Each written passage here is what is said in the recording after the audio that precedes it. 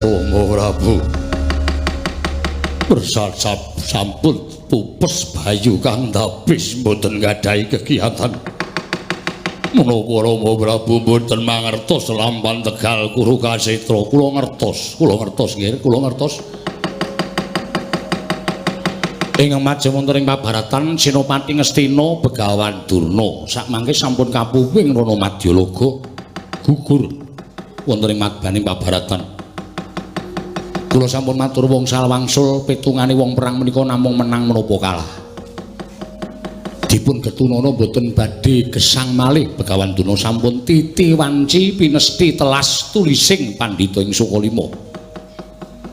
Kula sampun boten nggadhahi kegiatan. Kula sampun boten nggadhahi kegiatan Rama. Kula sampun boten nggadhahi kegiatan tasih nggih. Ingkang Rama ing Mandaraka nggih. Kula aturi lenggah ingkang jejeg anak kula ing dina.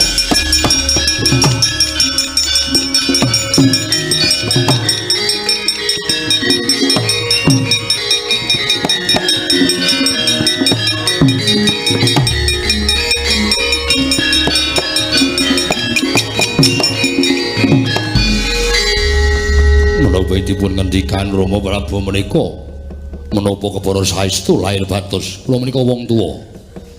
Kula nek matur ora bakal mencla-mencele kaya banyu tumumpang godhong sintrik. Kula menika ngrumangsani wis titip daging stampel getih setetes. Kamuktenipun anak kula Banowati menika badhe kula totohi nganggo bandaning salya ingkang larang dewi inggih menika nyawa kula. Menika saestu.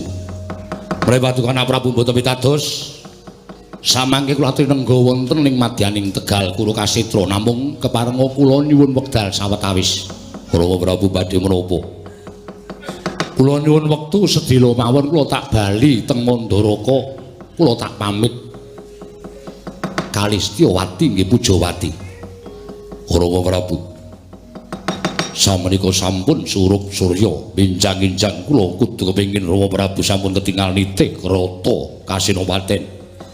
Menawi ngantos benjang-enjang kula menika mboten ketingal wonten Tegal Kuru Kasetra, kula aturi ngasta obor Mandaraka kula aturi besmi. Nggih, matur sembah nuwun. Kula nyuwun pamit nggih. Sembah kula ingkang ndherekaken Jengkar Paduka Rama Prabu ing Mandaraka, kula nyuwun pamit titip anak kula Banowati. Titip anak kula Banowati, Rama Prabu kedah unggul madyaning pabaratan inggih. Kula badhe budidaya nggih.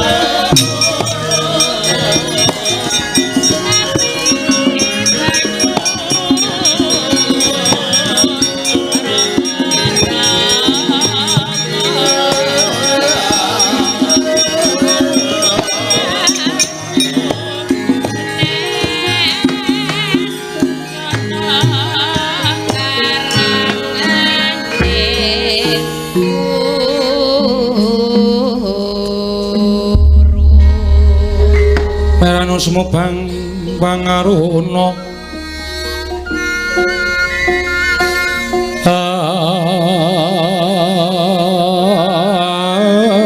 tinetraning uga rapuh sabdaning kukila ring kanikara saketer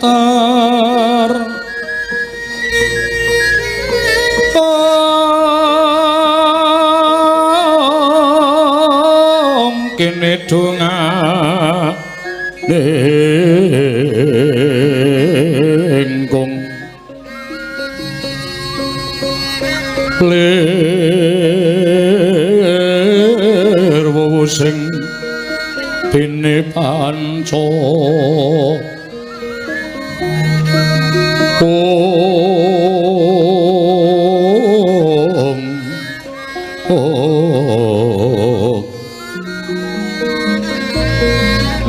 Betoke ngayam wana mrak manguhing pagagan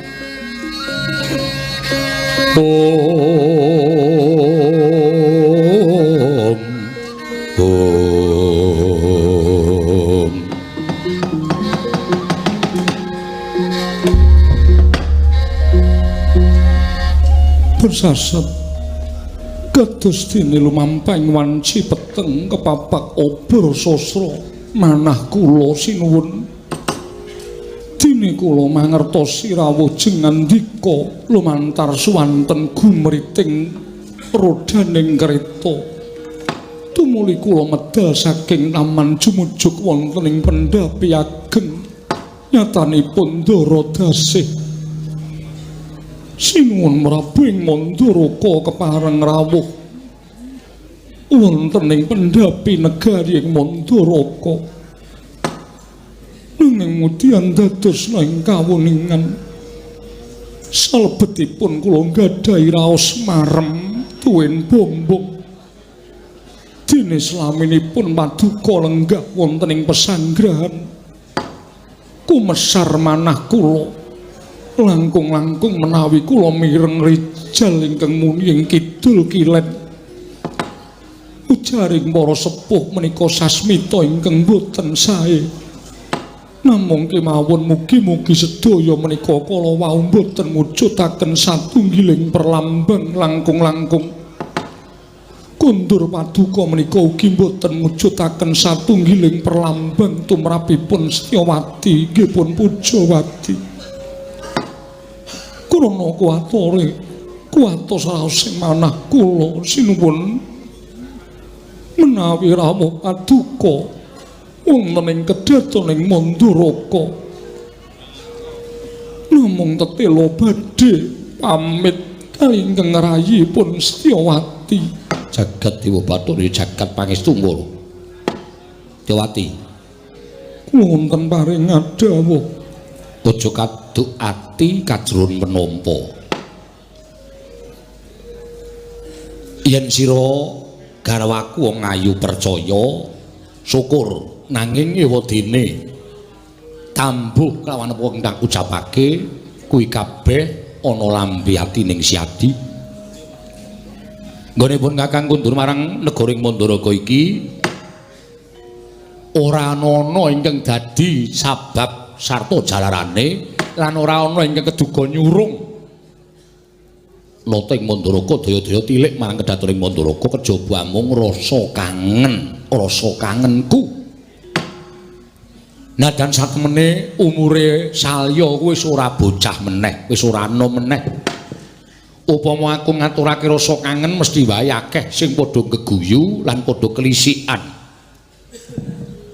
Dene sak yuswaku kok isih ngucap rasa kangen. Monggo tumrap Prabu Salya ing Mandaraka wong duweni rasa tresna kuwi wong sing durung ditunggalake tegese durung hanjatu krama marang sawijining kenya nanging wis padha nyambung kelawan tresna asih kuwi akeh-akehe tembunge mamet prana tembunge memalat sih. Yen wis manjing mapan ana ing Bale Wisma padha-padha nglakoni bebrayan. Kuwi tembunge tresna asih wis suda luwe-luwe. Wong sing bebrayan wis cukup umur kaya pun Kakang lan Siadi kuwi mongko wis keladuk yuswa kuwi anane mung sarwa njaga siji lan sijine sabab wis ora ana tembung garwa sing ana mung kanca urip. Kanca urip. Nggih. Nanging kok rasane pun Kakang ora kaya sagedagan iki. Tresnaku kok kaya dene nalika aku ketemu karo kowe sepisanan. Rasa kangenku kok nalika kaya aku pisah lawan Siadi sepisanan ingkang kawasa ngrabasa marang telenging ati temah kanyut kalimput kaprawasa rasa kangen. Simun nadyan tembung paduka dipun damel-damel kados mekaten nanging kula mboten badhe pangling kula mboten badhe saged anampi jaran renguning pasemon benten kaliyan nalika ngasokake Santandha sih tresna kaliyan kula. Wis to aja mbok gagas.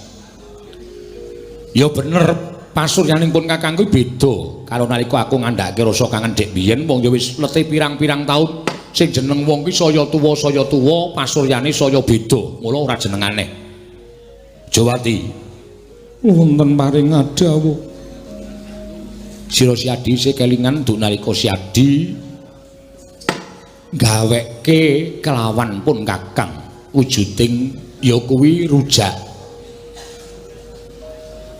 Siadi nalika semono gawekake pun Kakang wujude rujak didahar bebarengan tekan sepene aku ora iso lali kaya ngopo to rasane nalika semono katon nento enak banget ora ana ngengkuli marang olaning Siadi Setyawati.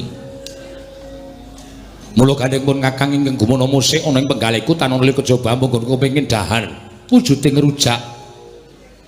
Aku njaluk mara gage saiki aku gawekno rujak kaya ingkang nalika biyen sira tau gawekake pun Kakang ning aku weling karo kowe. Aku njaluk sing mbok gawe mau saka woh pelem ning pelem tali jiwa. Pelem tali jiwa. Yen ora ana pelem tali jiwa, luwung ora sida gawe rujak. Aku suguhana apa sing ana ing negara Mandalaka nanging yen ana tukuling pelem tali jiwa tak suwun Siadi kersa ngolah wujuding pelem mau dadi pekarmaning pun Kakang kaya sing tak kandhake marang Sira Yayi. Sira Yayi Pujawati Panodya utama ngambar arum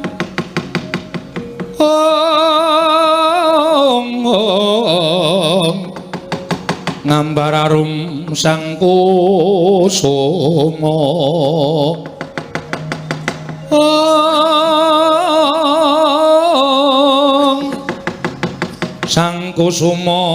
sang kusuma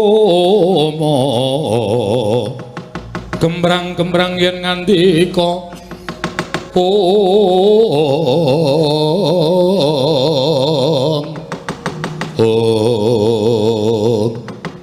ing batos Sang Dewi Pujawati wis tanggap kelawan pangandikaning Kang Raka Prabu Salya.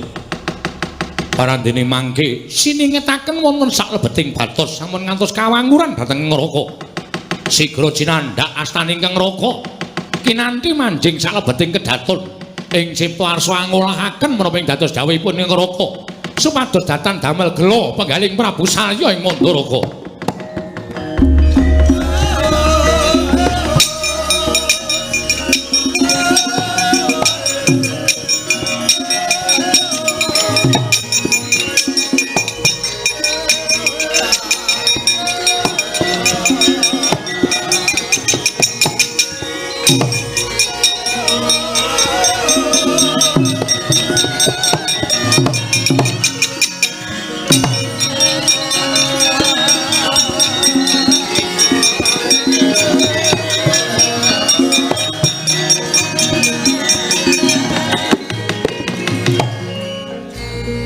Risaksana sigra ngladekaken menapa ing dados dawuhipun Sang Rata ing Mandalaka kekalih kira sigra dahar sesarengan kaya nalika tasih muda tumaruna sakedhap Sang Prabu Salwahan jawil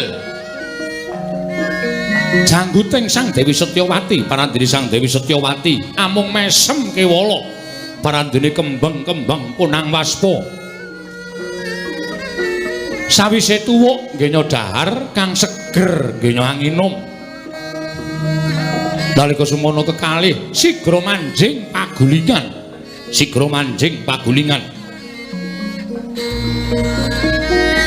Sang Dewi Setyawati sareng kaliyan ingkang garwa Prabu Salya ing Mandaraka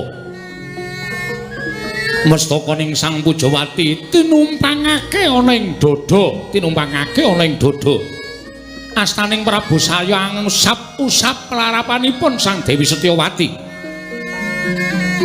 nalika semanten raos Cubriya ingkang sanget kelawan ingkang raga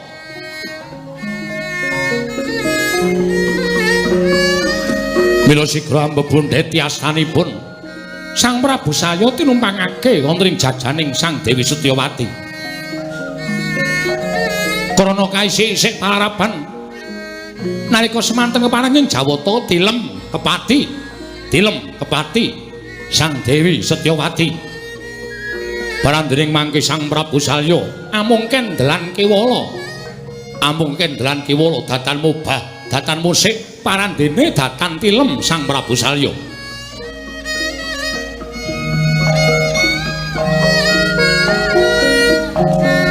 sinawang pasuryaning Sang Dewi Setyawati urut saka pasundulan nganti jejempol suku datan wonten ingkang jijir ginrayang parepaning Sang Dewi Pujawati kaya ngasokake sih tresna kalawan ingkang garwa niki Sang Prabu Salya wau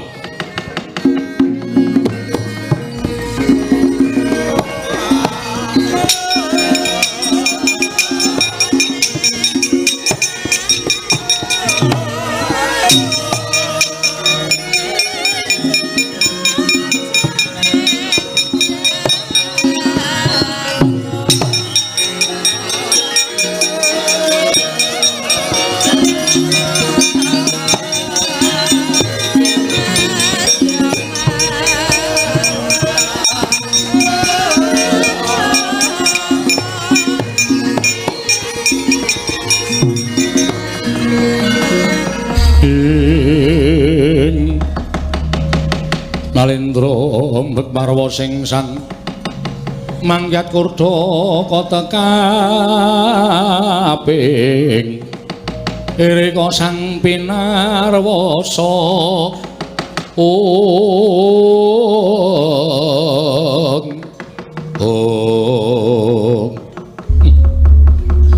piye nggonku ngolah ukara aja nganti kowe ngerti Setyawati apuranen pun Kakang nganti aku ora waloka karo kowe nganti aku ora iso jujur karo bojoku sing tak tresnani kowe ora ngerti yen to sak bejagong iki sak bejagong sing sepisanan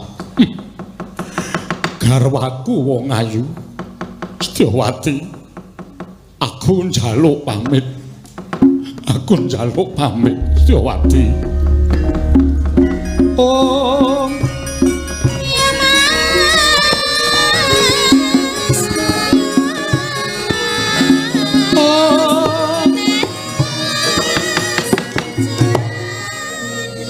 apuranen pun Kakang paripaksa aku kudu maju ana ing babaratan belani Kurawa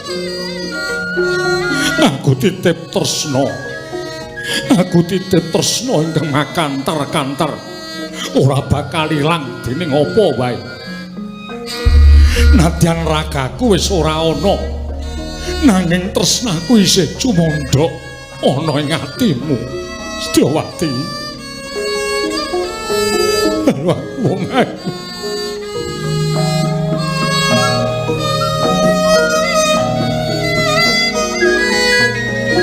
Kakang jaluk pamit mung Kakang njaluk pamit Setyawati.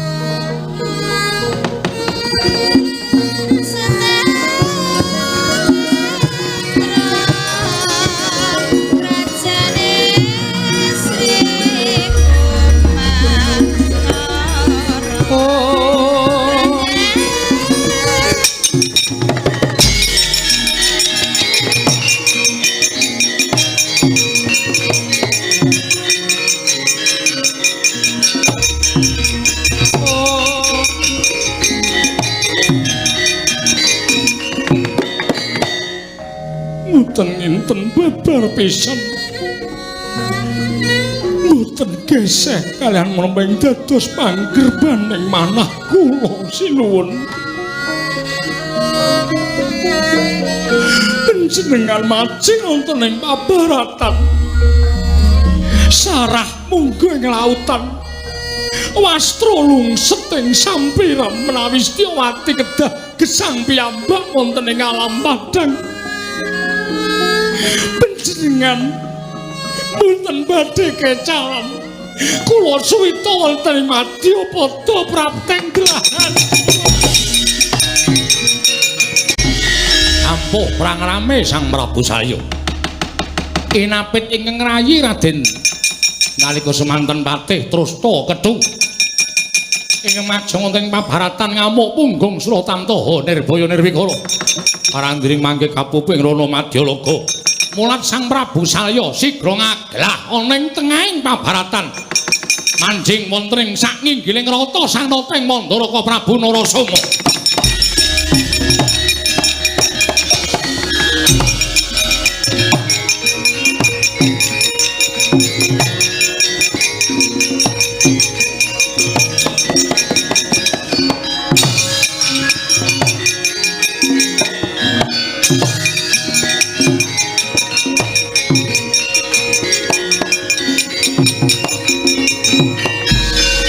ayo aja mbok kendhoni nggone padha dandan nanging malah kepara kenceng ngono apa mbok anggap Senopati Ngastina wis ludes iki nalindring Mandaraka Prabu Salya anak-anakku Pandhawa sapa sing kira-kira wani mungsuh nalindring Mandaraka apa kira-kira kowe padha bisa ngungkuli kadigane ngaji Candra Birawa panguwasaning nata ing Mandaraka para Pandhawa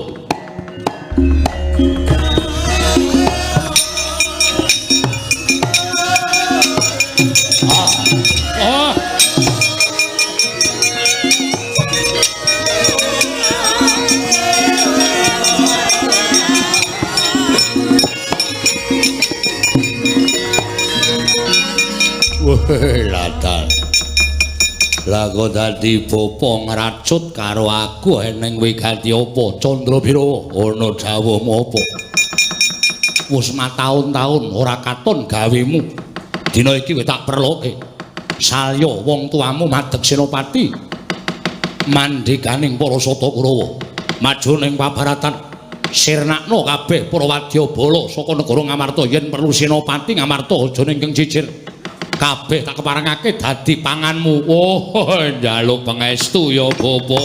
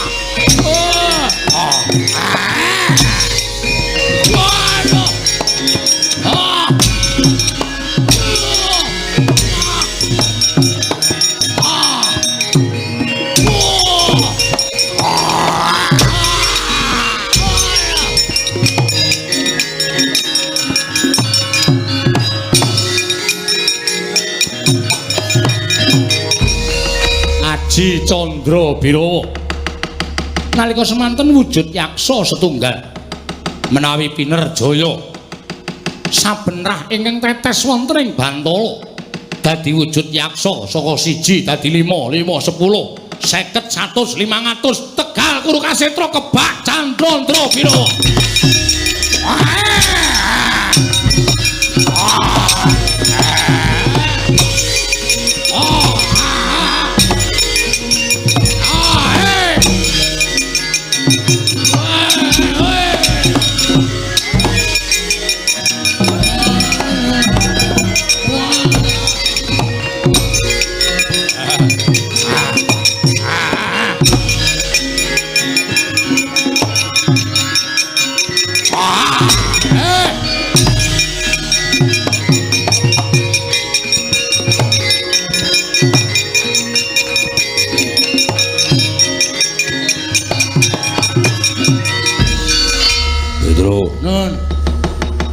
Wah, Salya Senopati Ngastina. Salya wong tuaku Ratu Wandaraka. Nggih, kula nggih weruh nitih kreta. Wah, ngetoke Jaya Kawijayan. Wujude napa? Buta. Sampeyan karo buta? Ora perkara kalah ning aneh. Lho, aneh sebabe?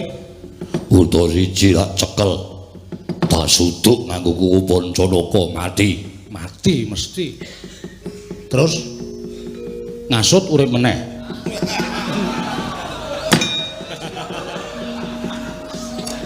Karep kula niku lho, sir kula niku ora serius terus.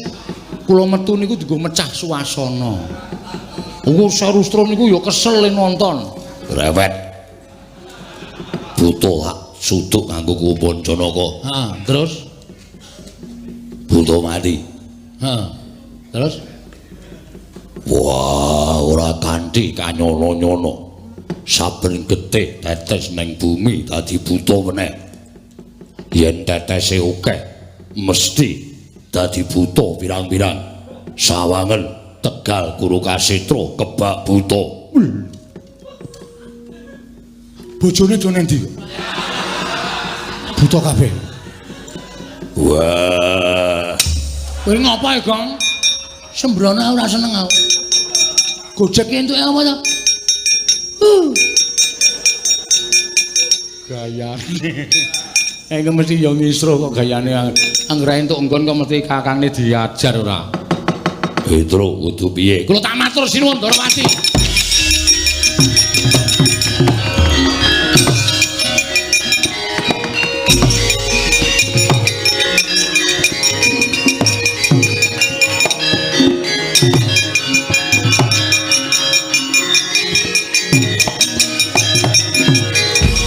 Matur sinuwun Darawati. Petra ana apa? Rempati ngatur Diagung Mangasanga. Kula nampi panjenenganipun Ndara Werkudara ingkang sanget majeng wonten pabaratan mboten kanthi kangana Ndara Werkudara pinanggih kangen wujuning buta. Pendak buta ditusuk nganggo jarum. Buta mesti mati. Mati siji dadi loro, mati loro dadi siji. Mati siji dadi loro, loro disigar dadi loro, dadi siji. Ndara Werkudara bingung. Ndara Werkudara bingung lho, besok Wah, ndeno. Sampe tenan mboten kali iki kewe yen sing celana niku ukurane 4 cm. Sate sing enak dhewe niku ping dongkelan. Margi kula terus mlayu Ndara Kresna niku pamrih kula mboten apa-apa. Ning supaya kabeh menika enggal ingkang tumata sing sandrenipun. Margi kula saniki niku tiket pesawat larange Raja Majapahit. Asli niku kula mboten golek. Niku tenan. Awang sing wingi niku kula uyah, bol banci. Ha iso kan banter. Monggo ayu lho. Wah, cilaka wis kebatane wong awake. Go ember barang lho sak. Ampun menawa jero nang kamar mandi rekoso to. Entuk ora ketang entuk mengemping kali teh segelas karo main. Bolot sinambi niku bolot. Mboten ngene. Aku wis krasa. Anggere petuk matane le matur kriyip-kriyip ki mesti karo ngantuk. Tur omong mesti karo turu. Mboten, kula mboten turu. Ning pancen kabeh niku pancen kudu disurasa. Nek mboten turu lajeng menawa mesti kowe.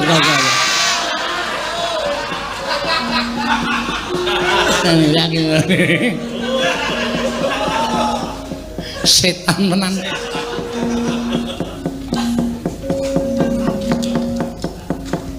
Micek. Heeh. Alon-alon lho Bagong nek tangi. Ora sanget deg-degi. Nek arep ditempleke kok alon-alon ora. Lah niku nek nempleke ora tau alon-alon. Langsung tak templeke ngono mbok bener mbok ora langsung tak templeke. Ming nganggo anu apa jenenge iki pembedaan batin. Kene iki mesti. Ngopo sing ngesan? Mboten napa-napa.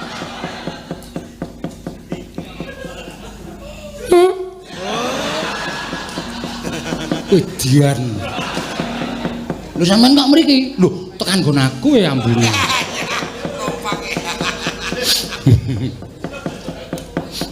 Pun ilang kok? Iya. Isih kok. Wah, irungku buntet kok ya. Nyun ngapura. Bagong iki digugah iki, tak gugahe. Ngayalake ora ora. Wah. Melek matane. Nyambut gawe. Kantane do tlutur kok merem. Dumeh gendere ra melu tlutur kok njur karo merem. Mikir bayar tukang kowe ha. Melek. Kaya kadal. Enten Prabu Salya ngetokke pusaka. Lho, pusakane apa? Saelingku ki Rama Prabu Salya ki ora duwe pusaka apa-apa. Wonten buta metu siji jedul. Kepethuk Ndara Werkudara. Ayo Ndara Werkudara diajar. Candhak awake tusuk kuku Pancanaka bles buta mati. Lah kok dadak wadulaku nek butane mati. Mangke riyen durung rampung critane. Saben gethek setetes-tetes wonten Gantala, Des. Melek, Tru. Sik tak raup sih. Aku abot tenan iki. Nglakoni abot tenan iki.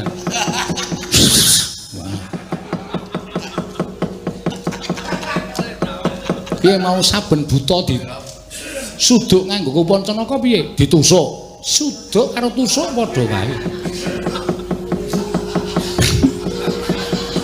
Bles. Wah. Mak bles enggak. Lagi separo ale Ndara Werkudara dinetke sisan. Aben nekat kok. Weh. Kula ya tok abane saka. Kabeh sisan Ndara. Yo. Butane terus mak pecicil. Mati.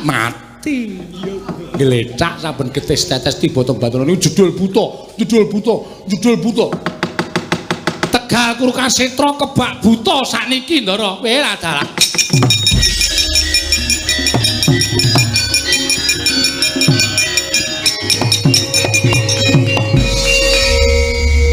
Sengit tau sunagah nek dikongkon matur Ndara Kresna. Lho ngopo? Kene iki le matur tenanan lho. Saben getes tetes dadi buta. Ngono ming. Lah dalah. Dlananane. Mbok ngendika, ayo engko sikik alon-alon. Butane salah oke.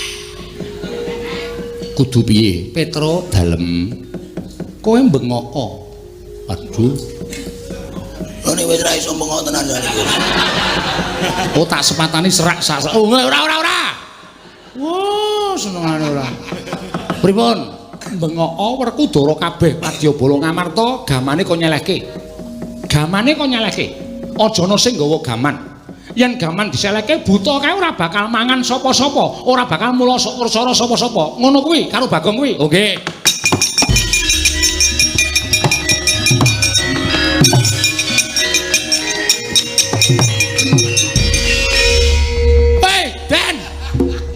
Ndara Werkudara. Kukune dikethoki. Rene wae disenokno wae. Pusaka kok nyelehke. Gusti, aku tak takon karo kowe, pusakane Ndara Werkudara kuwi apa? Kuku Pancanaka. Ha nek ora dikethoki. Nek isih nyungat ngono. Oh, butane isih bahaya. Buta ki nek weruh nyungat ngono terus. Terus raup. Oh, aku ora ngerti kok. Lama. Aku tenan pusakaku anggere aku pusakaku jek nyungat. Buta ngomah ki gegeri kae. Wes ora karo-karone ganti sandangan. Suka kathok dawa kang gondrok. Lah kero-kero nambutang. Lan aku kok ora ya, Tru. Sajae wis ra seneng karo kowe. Nganti tak tawak-tawake tangga teparo. Gapure lah. Diseleke gamane. Mboten sah ditanduki Candra Birawa. Mboten sah ditanduki. Nek nggih ditanduki nek isih ngelih. Kaya wong apa wae. Mboten sah ditanduki. Aja ditanduki men do bingung Candra Birawa.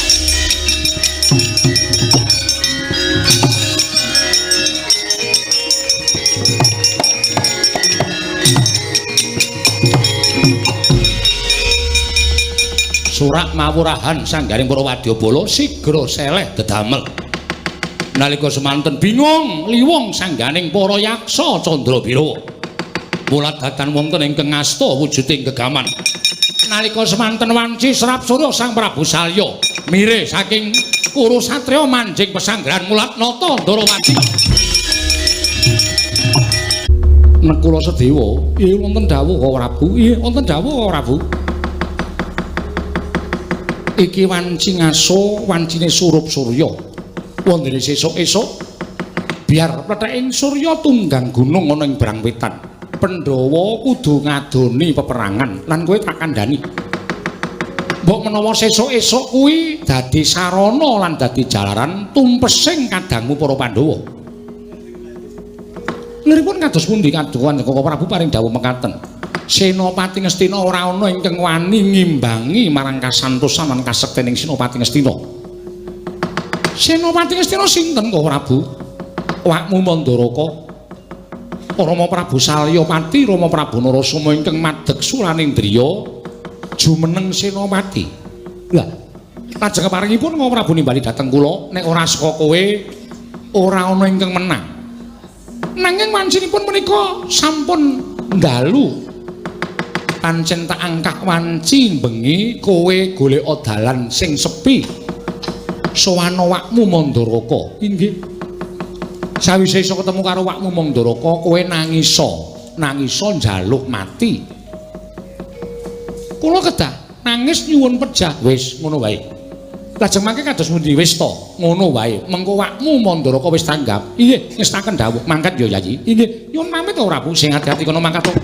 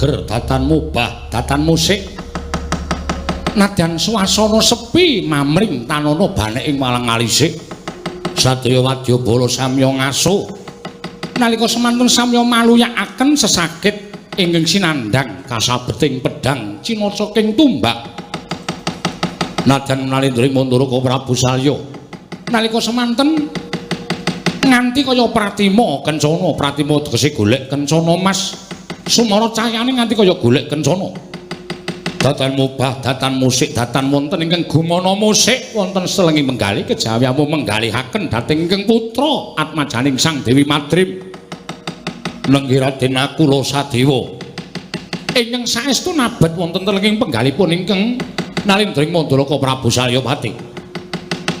Wanci saya dalu dilah ingkang kinarya pepadhang madyaning pesanggrahan sampun mbaka setunggal kasirep dening lampahing maruta satemah pejah dadya peteng sintru amung kantun setunggal kalih dilah ingkang tasih kencar-kencar.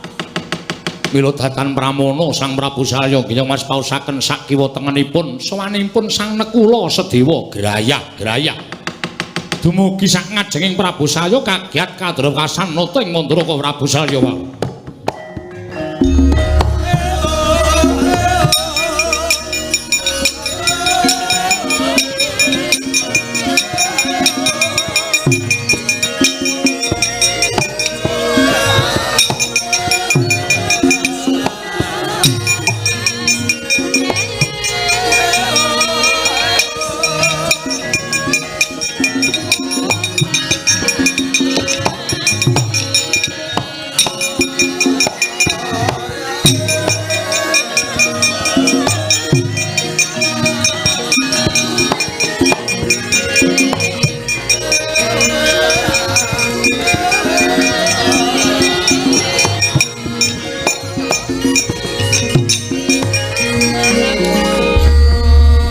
Sapa iki?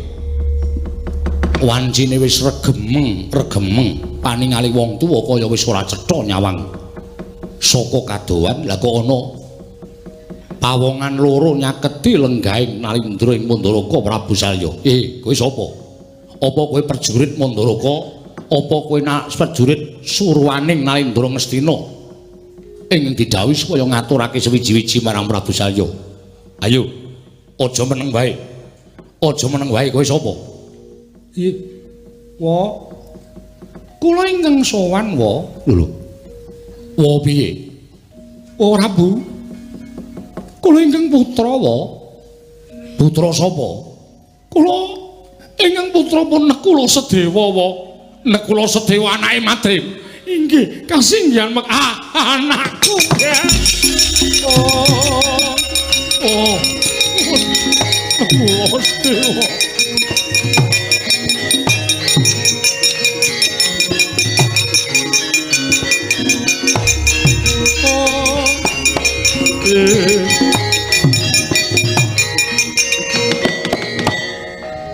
Anakku, wiwit mau sapurnaning perang sing tak arep-arep aku bisa weruh karo turune Madrim. Inggih. Nekula Sedewa. Kowe bocah lolo. Kowe ditinggal mati wong tuamu. Bapakmu Pandhu dibanjut karo dewa. Ibumu Madrim mati kunduran lairake kowe. Nganti gedene semene aku urung iso sak pejagong karo kowe. Digula wentah karo Kunti nadyan kae ibuku alon nanging karo kowe persasat kaya gula wentah anake dhewe. Kunti, aku ngaturke panuwun Kunti wis gula wentah karo anakku Nekula Sedewa. Inggih. Oh, eneng apa? Eneng apa? Kawi kepareng kula badhe munjuk atur. Ya, satata. Aja kanthi sangga rungki matura karo aku. Inggih, ngestaken dawuh Paduka wa Prabu.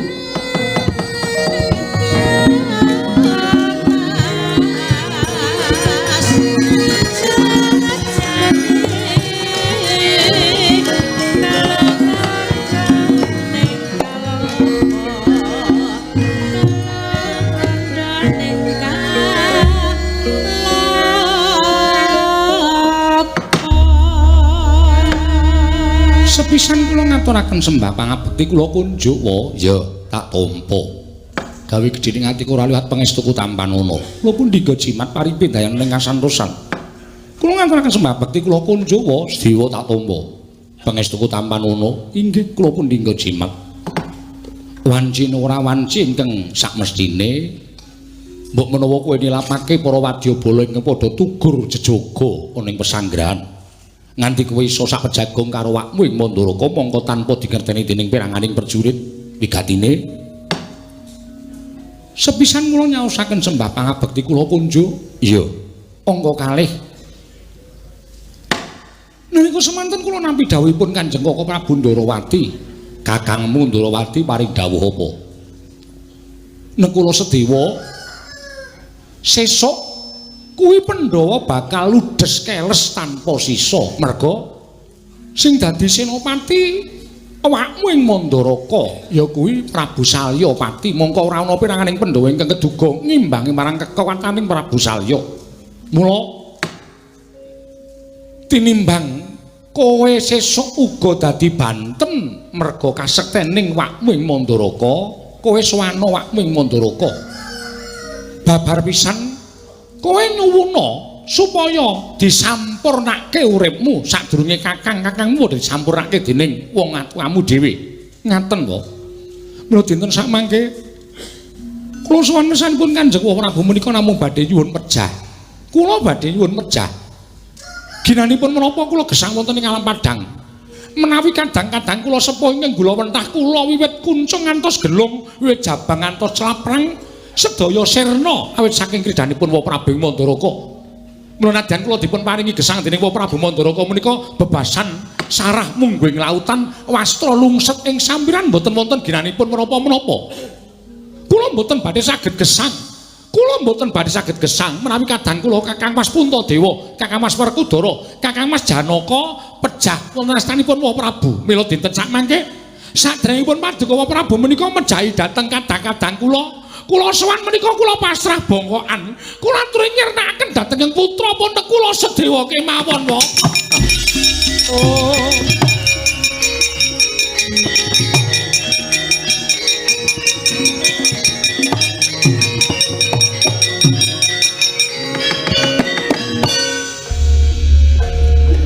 Sing kandha kaya ngono kuwi sapa? Nggih. Kanjeng Prabu Ndarawati. Sing kandha sesuk aku bakal menang ana ing peperangan sapa? Koko Prabu Kresna. Sing ngendikake nek kakangmu Werkudara Janaka Puntadewa bakal mati sapa? Iya. Koko Prabu Sri Bathara Kresna. Kuwi ora bakal kelakon. Kuwi ora bakal kelakon. Nek kula ning sesuk pleteking surya sing bakal mati kuwi wakmu ing Mandaraka. Uripe anake Madrim arep tak tomboki nganggo bandhaku sing larang dhewe ya kuwi nyawane Nalindra ing Mandaraka. Nanging menika menapa badhe kelampahan? Menapa menika badhe kelampahan, Wa? Mboten wonten ingkang saged ngungkuli kridanipun Wa Prabu Salya. Mboten wonten ingkang saged ngungkuli kasektenipun Wa Prabu Salya. Nek kula wonten maring adawuh Sedewa, kula wonten maring adawuh kaya anake Pandhu. Pandhu kuwi Nalindra, singa singaning ratu ning jagat. Kuwi ming Yayi Prabu Pandhu Dewayana. Aku ora kepengin gajah kok anak-anak tikus. Inggih. Mringkus kaya wong wadon pepinjungan.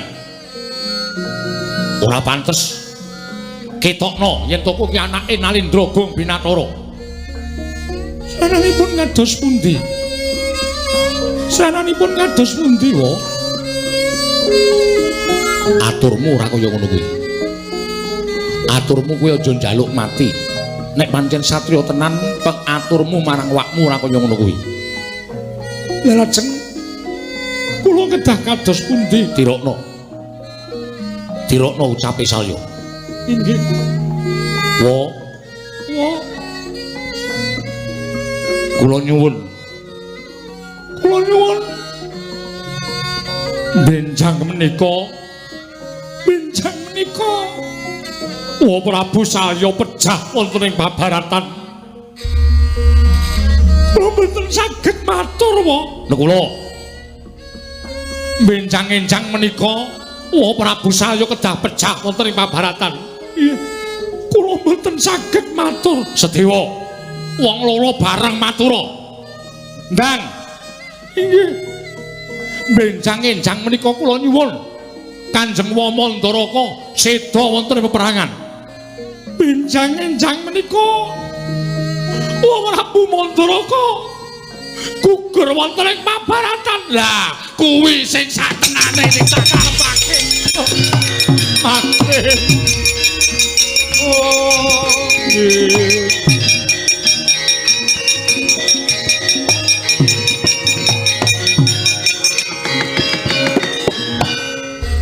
Anakku. Wong tuwa nek ngucap ora bakal mencla-mencle kaya banyu tumum panggodhong sithik. Bali. Inggih, Bali yo. Kandha karo Nalindra Ndarawati, Nalindra ingkang wicaksana. Ora ana ingkang bisa ngungkuli kadegdaning Prabu Salya. Kejaba amung kadangmu ya kuwi pambayuning Pandhawa. Konen maju ning pabaratan. Aku percaya Salya bakal tekaning pati saka tanganing Prabu Puntadewa. Iya. Sedaya kalepatan kula nyuwun pangapunten. Po, wis Bali.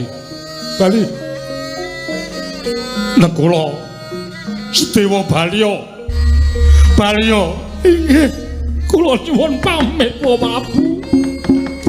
Oh, nggih.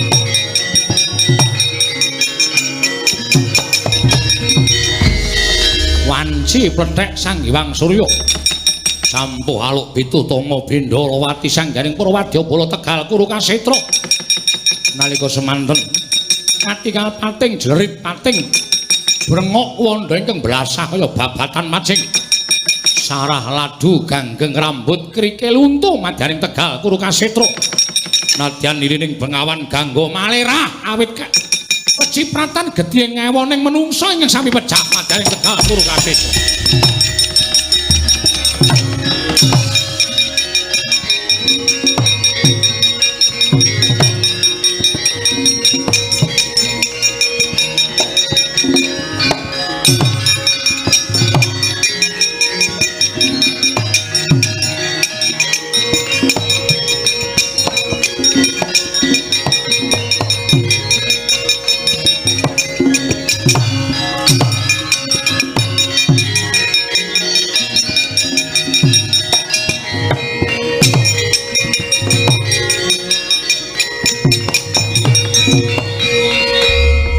Prabu wonten menapa dene paduka kepareng rawuh wonten ing pesanggrahan Yayi Senopati Negaring Astina Paman Prabu Salya ing Mandaraka. Rama Prabu Salya inggih kasinggihan mekaten. Monggo miturut Werda Jitapsara ingkang sampun wonten astanipun ingkang Raka Ndarawati boten wonten mengsaipun kejawi namung paduka Yayi Prabu. Mila dinten sakmangking kedah madeg Senopati paduka Yayi Prabu Ngamarta. Koko Prabu menawi kula kedah mengsah Kanjeng Rama Prabu Salya samangke paduka Kanjeng Koko Prabu kula aturi angunus patrem kewala katujaha dada kula. Gesang kula wonten ing alam padang mboten kula ginakaken mrawasa dhateng sak pepadanipun langkung-langkung dhateng tiyang sepuh. Dosa menapa ing badhe kula sandhang menawi kula mentala dhateng Kanjeng Rama Prabu Salya. Nuwun sewu Yayi. Menika sampun tumapak Bratayuda Jaya Binangun. Bratayuda kula mboten ngajengaken wonten ingkang kenceng adreng ngawontenaken Bratayuda kadang kula pun Werkudara kelawan Arjuna. Paduka tantu kemutan marambah makaping-kaping kula ngemutaken dhateng paduka Kanjeng Koko Prabu bilih Negaring Astina sampun ngantos tinebat sarana peperangan. Nadyan Pandhawa mboten pikantuk negari kula sampun trima. Nuwun sewu Bratayuda menika jangkaning jagat ingkang jangka jagat sanes Puntadewa. Mila menawi wonten perkawis sing kados mekaten menika sampun ngantos nyambat dhateng pun Puntadewa, kula aturi nyambat dhateng jagat raya menika. Ing kemesthekaken para Jawata mestinipun paduka Kanjeng Kaka Prabu boten rawuh wonten ing pesanggrahan nanging kula aturi minggah wonten ing kayiwangan mutah dhateng para dewa. Menawi Yayi boten purun majeng wonten ing Mahabharatan Pandhawa mesti kawon kaliyan menang kula sagah nampi waton mriku dados kodrating Wang Mahanasa. Piye Petro? Go jajan mawon go. Lho kok jajan piye? Angel iki. Diwangsuli terus dikon maju perangan kok ora gelem. Nuwun sewu sinuwun. Petro ora sah melu-melu. Oh nggih mpun. Arep omong apa wis ora isih dipenggak dalan ngono. Napa nek sampean ngoten niku tegel kalih sedanipun Ndara Werkudara, sedanipun Ndara Janaka. Nek panjenengan boten purun majeng wonten ing Mahabharatan. Upama Werkudara mati ana ing peperangan, Janaka mati ana ing peperangan, tegese wis mundhuh wae ing Makarti. Jalaran Janaka lan Werkudara kuwi ingkang ngadreng anakake perang gedhe Bratayuda Jaya Binangun. Kok mesti entuk jawaban ya? Ngepek kok ya? Ora ngepek kok ya. Kok ya iso tes ngono. Niki nek Bratayuda panjenengan boten majeng tegese Pandhawa kalah. Mboten ngukup negara Ngastina. Aku ora ngukup negara Ngastina ora apa-apa. Bondo donya derajat pangkat kuwi ming sampiran. Ora bakal tak gawa sowan ngayunaning Gusti. Kamulyan tumraping Puntadewa wis ndak kiwakake wiwit saka aku lair ana ing jagat iki Petro. Piye Petro? Coba lo tak ngundang Bagong. Rasa wis rasa. Malah saya geger kok ngundang Bagong. Bagong ki ora iso gawe pertanyaan kok. Bagong pertanyaan dijawab dhewe kok. Malah ngrekoso kowe iku. Ucap kacarita. Ing nganglang Dirgantara. Lenggih. Sukmaning Sang Begawan Bagaspati nalika semanten seda disedani Sang Narasoma. Manjing angganing Sang Puntadewa. Dadi abrit bergadak pasuryaning ngalindring amarga.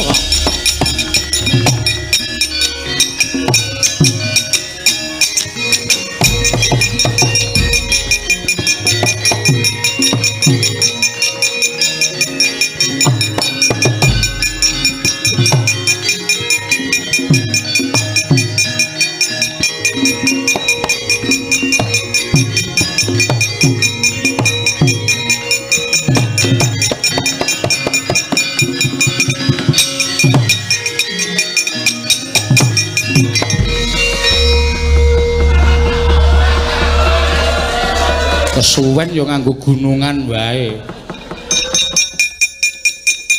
Maeka karo aku ya, Tru. Oh, pirang-pirang ki rombongan. Mbok kowe iki paham lakon lho, Gong. Kingko bakal disusupi iki. Engko balik iki nek dicritake iki bakal adegane iki. Ora kok malah nglinting 76 terus. Aku ki ndung tau nglakoke rubuhan. Ora entuk. Aku nglakoke Kresna Dutake Rai Kuting Pengkeret karo-karo. Koko Prabu, wonten dawuh Yayi, wonten pundi durungipun Kanjeng Prabu Salya ing Mandaraka. Keparenga sak mangke kula ingkang badhe madheg suraning driya mapakaken kridaning Senopati saking negari Ngastina.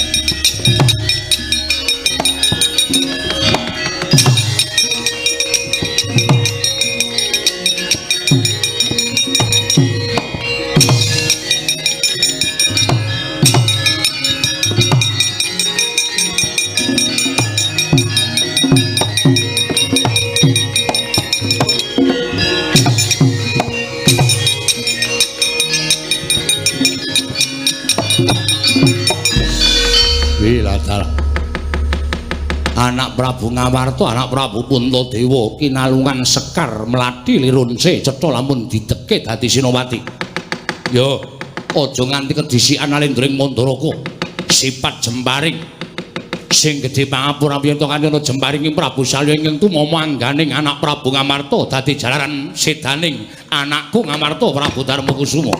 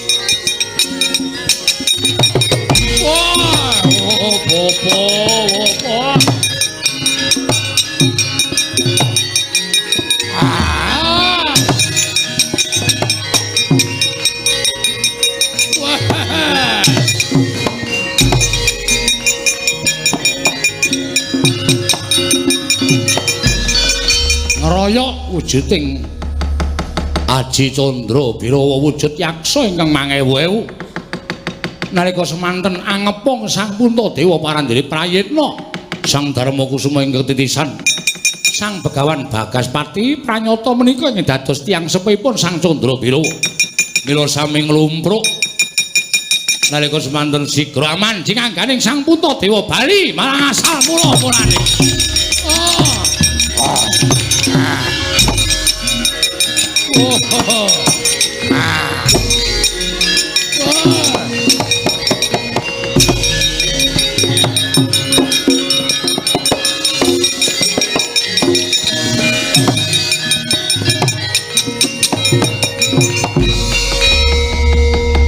Nganti kaya udan laku ning panah ing lumepas saking gandhewaning Prabu Salya.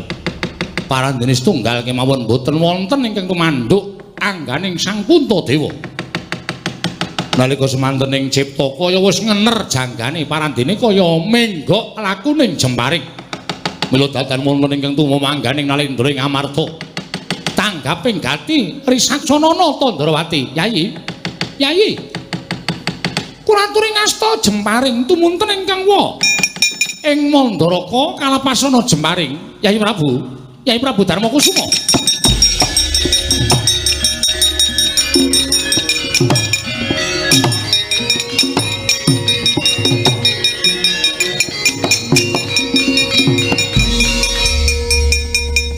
Yayi, lampahing Jemparing saking mengsah pindha Jawah. Lah kok mboten nendha, mboten minglar. Ani ngatane mboten wonten sing tumama wonten kok. Wah, kula ya gumun anggere curut. Ketoke kaya pas teng jangga ning manani kaya reting. Sit. Delok tenan. Pusakane apa ya? Wong Ratu Digdaya kok ya langgih. Kula wis sareng kranjang. Lah iya. Pripun iki? Petruk jupukna Jemparing. Jemparing sapa? Wis sakarepmu. Oh nggih.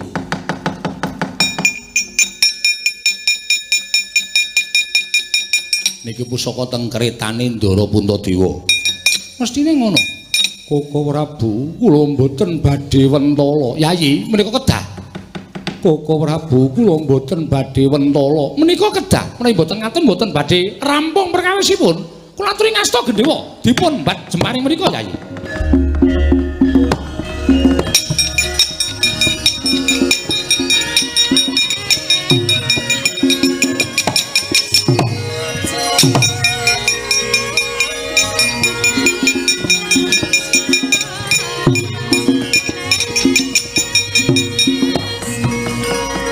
Petro non piye Petro pun nderek mawon aku ora iso lan ora bakal kober sarta ora bakal mentala sakling ngecul-culke pun mboten usah dinceng nek perlu kalih tingkem netrane niki tumangke Gendhewa tarik lare ngucul ngoten mawon rasa dipaske nek ora dipaske ora kena sing kandha sapa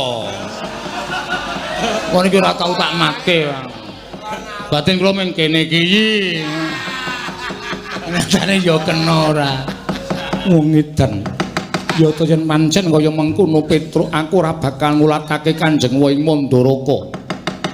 Jemparing bakal ndak lepasake. Nggih, ning atos-atos Ndara. Iya, Panakawan. Oh.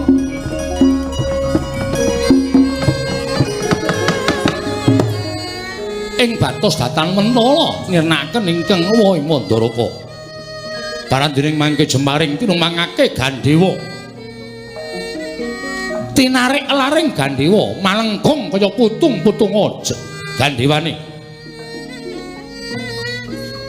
Kainceng mandhap ingkang kinalesan amung wujuding siti ingkang mapan wonten ing Bantala parandening keparing ing Jawata. Lumepas punang Jemparing ngengingi Bantala menggok lakuning Jemparing ngener dadaning Prabu Salya seda ngalumpruk tuwandha madyaning kreta oh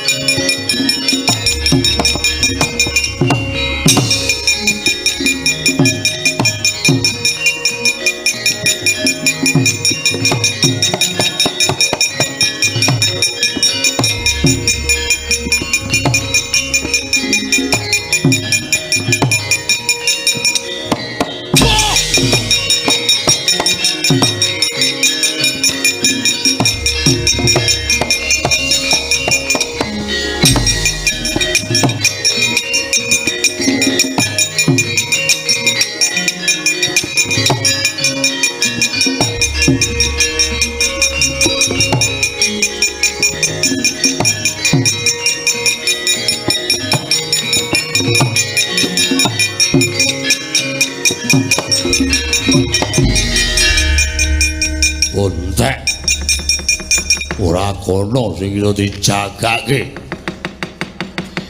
Wadyabala cilik-cilik pun ngantun pinten glintir weda cacat ana sing timpal pundhake, ana sing buntung sikile. Ana sing cacat tangane, ana sing bedah dadane. Upama dikon maju ning pabaratan, dadak disurung-surung, dadak dieret-eret, dadak ditarik-tarik. Lopo kelakon. Napa sing wewayangan ana ing padoning netra kelakon dinten samangke? Nggih, tasih wonten ingkang paman ing Plasa Jenar. Sampun kinten Kurawa sampun telas, sampun kinten Prabu Duryudana sampun pejah. Ayo amuk Suramrata, Jayamrata iki patih Ngastina Satra ing Plasa Jenar kaning ati.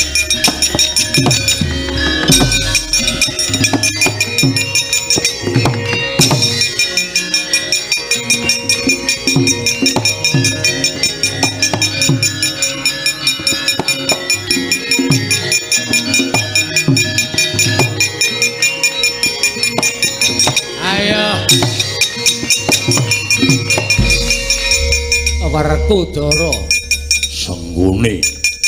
Wah, nganti kahanane kedadian kaya ngene merga saka cangkemmu. Akeh wong dadi kurban merga saka patrapmu lan watakmu.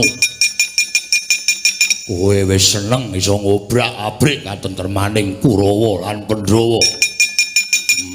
Wong tuwa mawa wisa cangkeme ora sandada cerewet.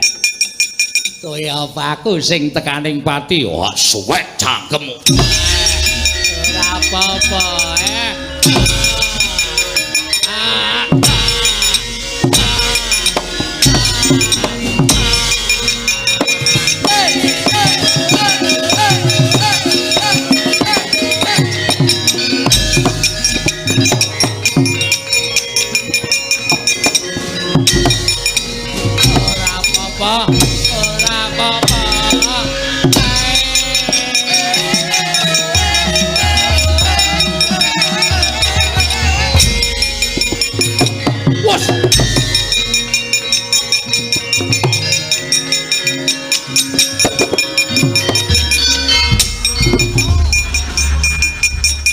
Truk kowe arep ngapa?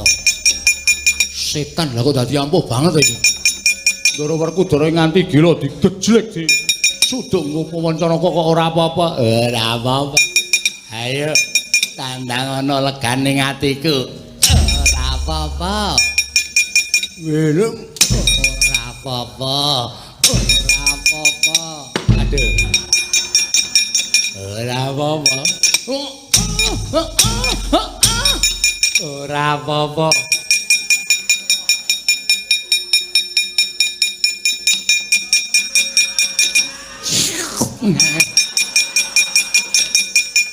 Gah aku ndas kok dimut. Pancen setan ya. Ora apa-apa. Ayo Pandhawa kon maju bareng kene. Aku ora bakal mati. Ora apa-apa. Ora apa-apa. Candak kowe. Aya. Ora apa. Udus wae. Wah. Ya. Wah. Iya. Oh, kecek. Wah. Iya. Oh, ayo. Ayo. Aya. Ora apa-apa. Ayo. Ayo kanca ngayahi karyaning Praja Kere. Piye reng? Nganti megap-megap aku terus. Mesa ora apa-apa. Ayo aja mlayu maju bareng Pandhawa Lipardani.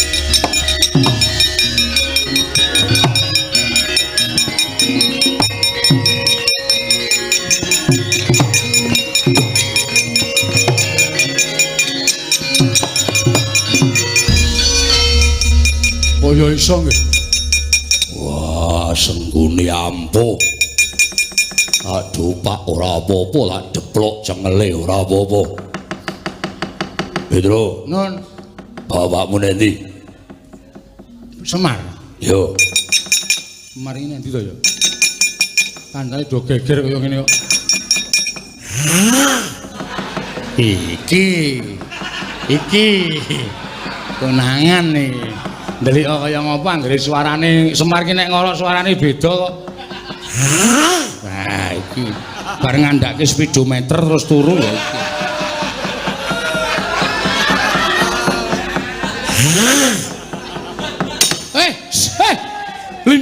Lindu guntung moto. Goleki to. Goleki Ndara. Ndara sapa? Ndara Werkudara. Napa? Ae kono. Oke. Enten apa, Den? Sengguni maju Senopati. Terus tak kapak-kapakke ora apa-apa. Tak suduk kuku Pancanaka ora tedas. Wah, Semar kowe kondo piye? Sampeyan lali jaman rebutan Lisah Tala piye. Gendhaga isi Lisah Tala dibandemke kalih Eyang Saptawarga. Kurawa Pandhawa do mlayu rebutan Lisah Tala. Wonten saperangan lisah sing kecer enten Jlambrah Pertapan dienggo gulung karo Sengkuni. Mula awake Sengkuni iku kena Lisah Tala kabeh. Ming wonten saperangan sing ora kena Lisah Tala. Nggo napa? Yen Medi Cantaka. Medi Cantaka ki apa? Sing jelas wae Pak, saiki iki wong saiki ora ngerti Medi Cantaka ki ora ngerti. Iki penonton milenial. Medi Cantaka sing jelas wae. Nggo napa? Wadidang. Ugi angel meneh wadidang. Nggo napa gek terus terang? Nggen silit.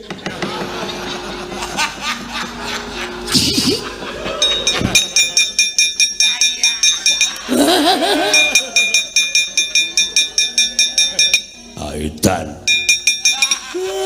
Nggen riku niku disudet nganggo Pancanaka mak ndelup. Engko tuh diblerek munggah mudar Sengkuni. Wah, jijik. Ampun gagas jijik. Nek gagas jijik Sengkuni urip napa sampean gelem Sengkuni urip? Wah, Petro melu. Nggih.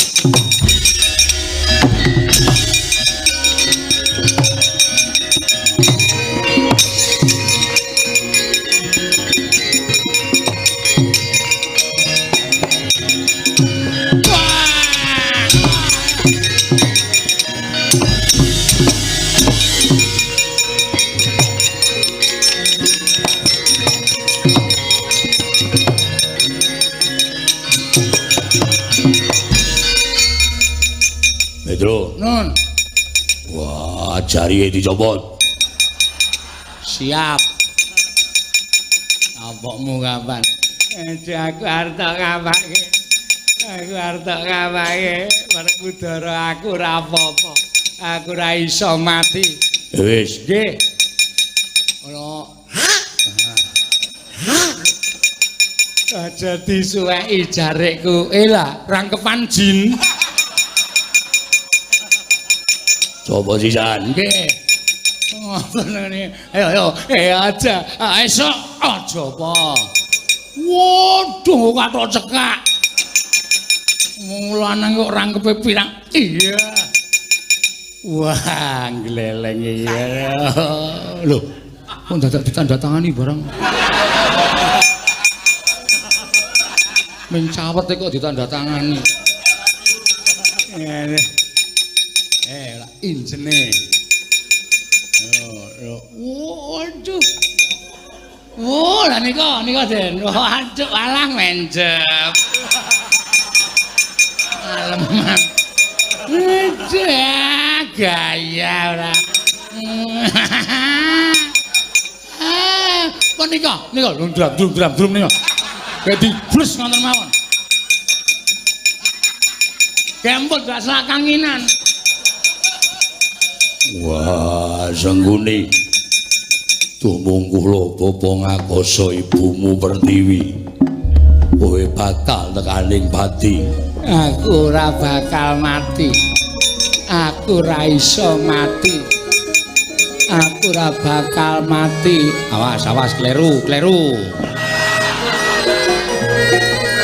Lho dadi. Pas. Ya. Aku ra apa-apa. Aku ra bakal iso mati. Aku ra apa-apa.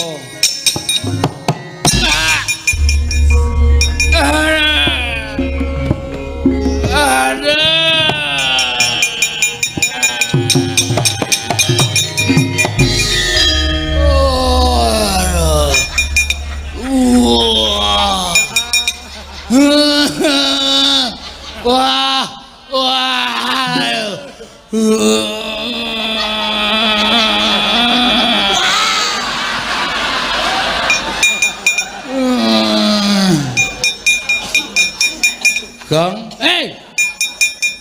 nongko blonyoh lho. Siapa sing opek? Iki tiba kok le. Asik. Nyuwun Ndara.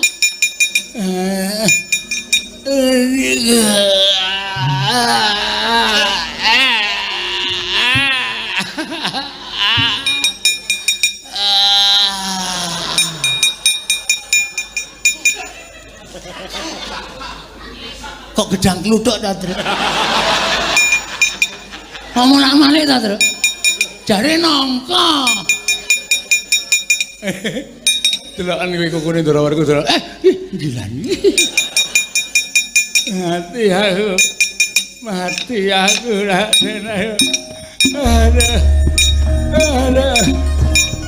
Oh.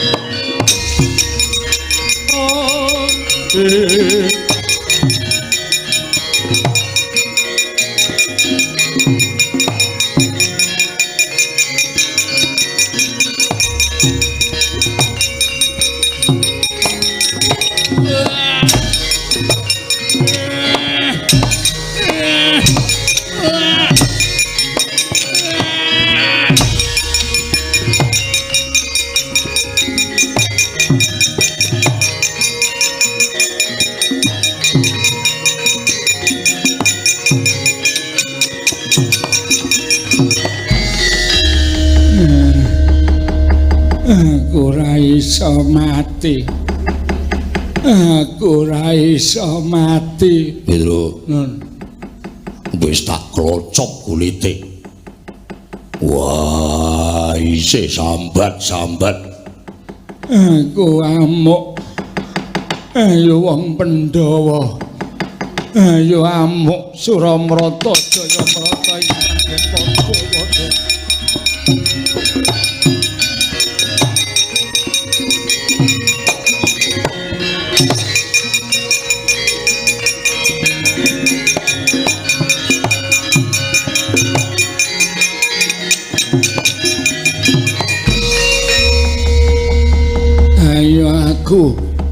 Aku dadi senopati.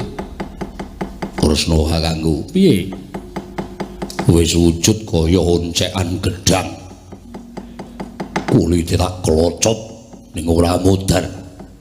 Werkudara, apa? Sengkuni ora mati. Jalaran Sengkuni karo Duryudana kuwi wis tau sumpah sebaya mukti, sebaya mati. Arep semuni wujude kaya ngene nek Duryudana isih urip, iki ora bakal tekaning mati. Matine ya kudu bareng. Mula golek ana bongkote. Yo.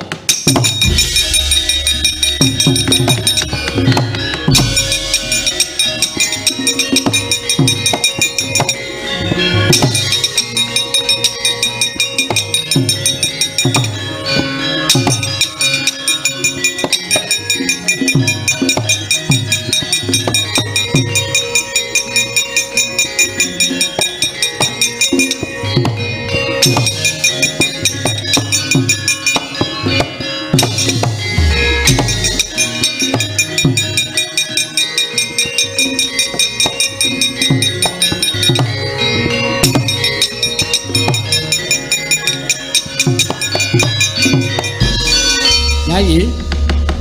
Wonten dawuh. Sedaya para senopati negari Ngastina sampun ludes keles datan posisa. Nggih. Namung kantun Yayi Prabu. Samnika kados pundi? Mumpung tasih wonten kalodhangan, kadang-kadang kula para Pandhawa kepareng maringi pangapunten dhateng Yayi Prabu Duryudana supados emut dhateng Purwadasina. Sinten? Sinten sing dikueling? Manganggep kula wong edan. Manganggep kula wong ora genep. Panca indriya kula tasih genep, aja dianggep wong edan. Lakoni wancen wis kula dadaki, wis kula lakoni. Kula wis tau ngucap Ngastina bali wonten panguwasing para Pandhawa nes tugel gumlundhung ndase Duryudana. Menawi pekaten keparengipun kula namung jumurung ndederek. Lajeng sakmangke kula namung nengga dawuhipun Yayi Prabu Ngastina. Yo menungso sing wis entek-entekke prajurit pirang-pirang. Ora lega rasane ati kula nek ora ngokop gedhe Werkudara.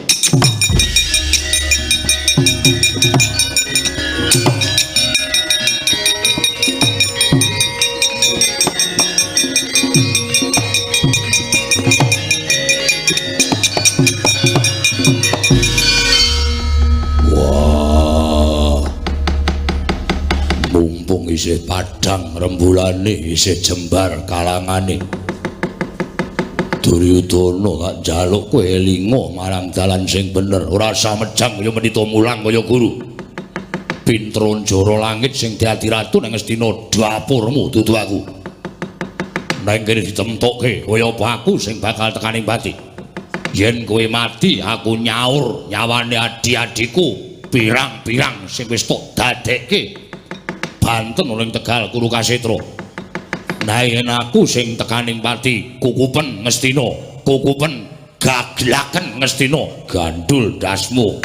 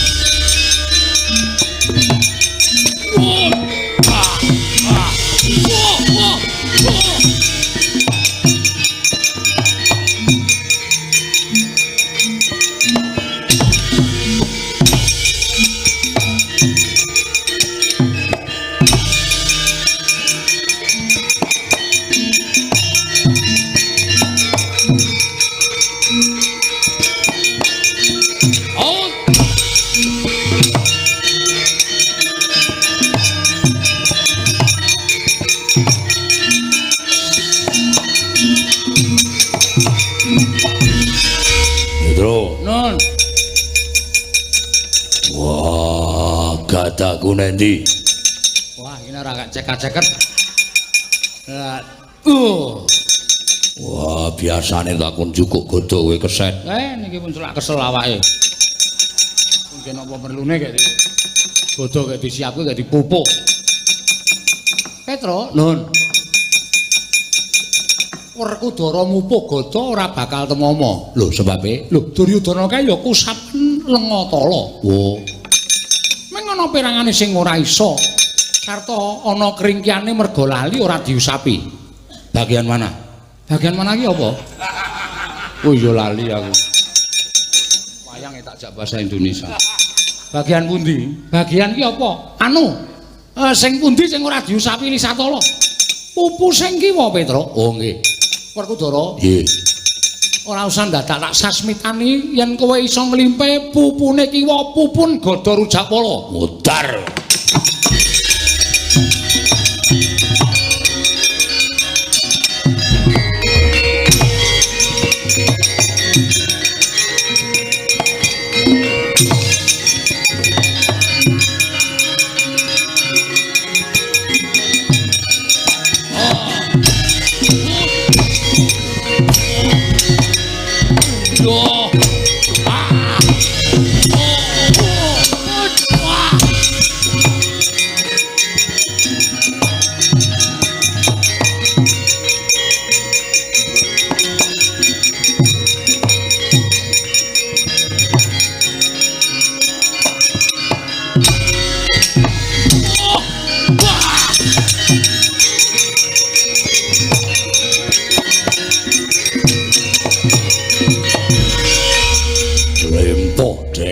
Dengklek ora iso nglawat pupu nganggo godho pupumu sing kiwa ndeprok ayo sambat to Werkudara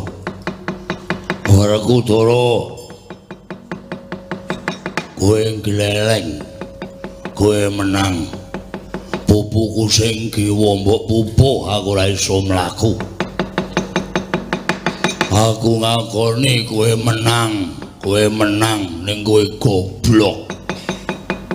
Kowe menang ning kowe wong pintu. Kowe ngukup negara Ngastina wis kothong, wis ora ana apa-apane. Bondo donyane wis tak ngguragat perang, wis entek kowe ngukup Ngastina ming nemoni wong lolo, wong randi bapak. Wong sing padha lempoh merga kesempyoke ngaradan peperangan. Kowe nglakoni perang gedhe kanthi pawadan, kabecikan, katentreman, budi luhur, kabeh mau mung telek. Ora ana ning jagat iki budi luhur, kabecikan, katentreman, kabeh wis ilang, kabeh wis musna. Yen kowe ngegeki babagan kabeneran sing arep benerke ngono apa aku tak takon. Ngastina wis rusak, Ngastina wis entek.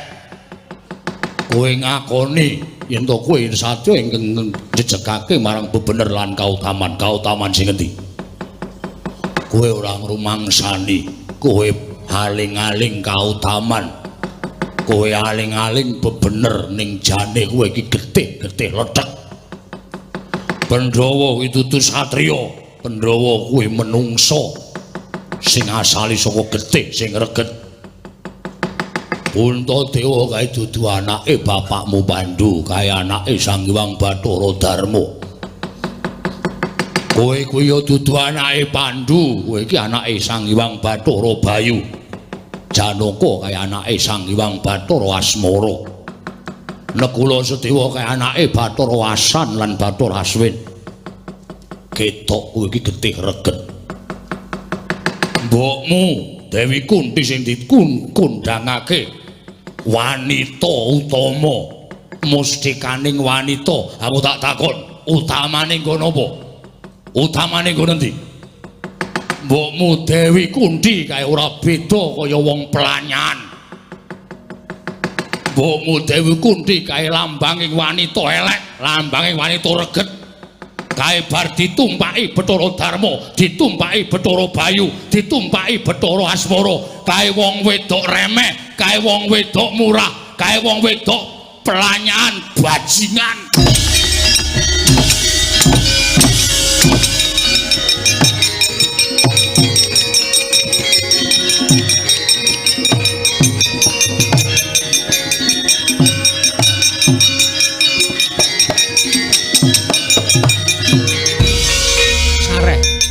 Sabar. Wah. Minggiro. Pak Jurjur kuandane Duryudana. Ngeno karo ibuku. Werkudara sarek. Sarek to. Nganti remuk ora wujud kaya ngono kuwi ora mati. Kuwi ora mati. Duryudana sesuk bakal nglakoni pasiksan dirubung singgat dirubung wujuding uler. Wujuding cacing ana ing lemah suwene 100 taun tur ngrasake lara. Wah. Babu undi aku nyuwun ngapura. Wis, aja mbok teruske. Pancen sipate Duryudana kaya ngono kuwi. Petra, nun. Kuwandaning sengkune kagawanan rene, nggih.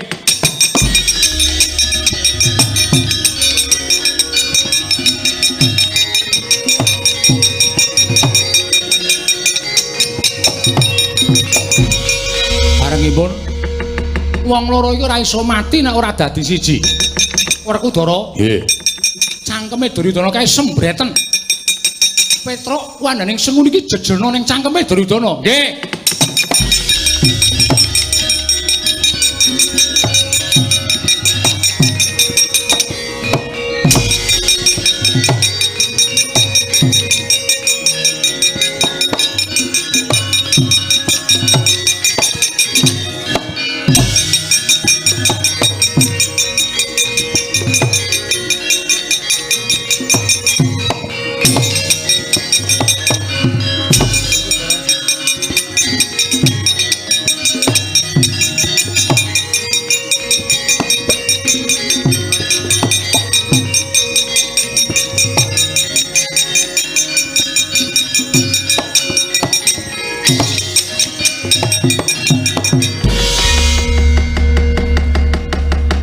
Kuning jim setan meriprayangan ingkang bakal ngombro-mbro ngrewangi karo Sata Kurawa sifat jembaring bali mawarang papanmu dewi-dewi leganing atiku.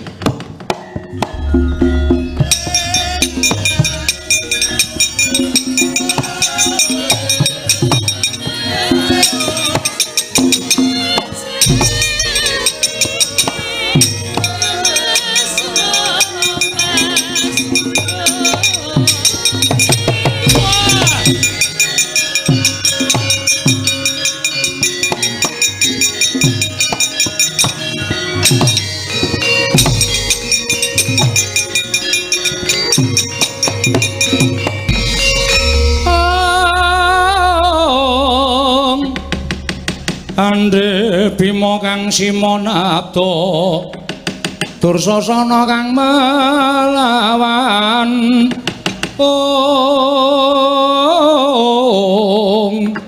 ing wah wis tinarbuka lawanging katentreman sirnaning para Kurawa Duryudana saandhane.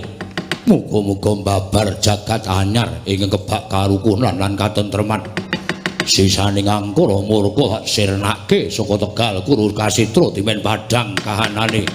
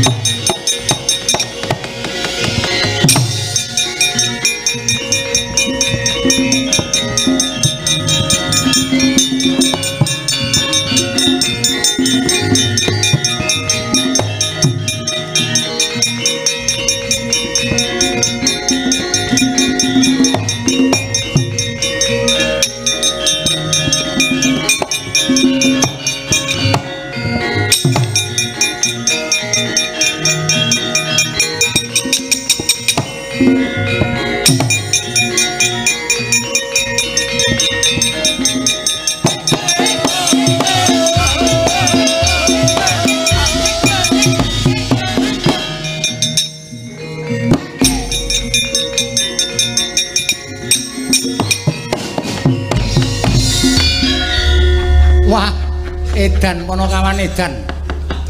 Bareng Bratayuda menang kok le joget kok. Semar kok nganggo tekrek barang ki ngopo? Men nyuwara gayeng. Koko Prabu ketingal sampun padhang lelampanipun inggih Yayi sakmangke kantun nyuwun panilahipun Kanjeng Eyang Durgandana inggih Matsapati Pandhawa nedya boyong wonten negaring Astina menika langkung mrayogi.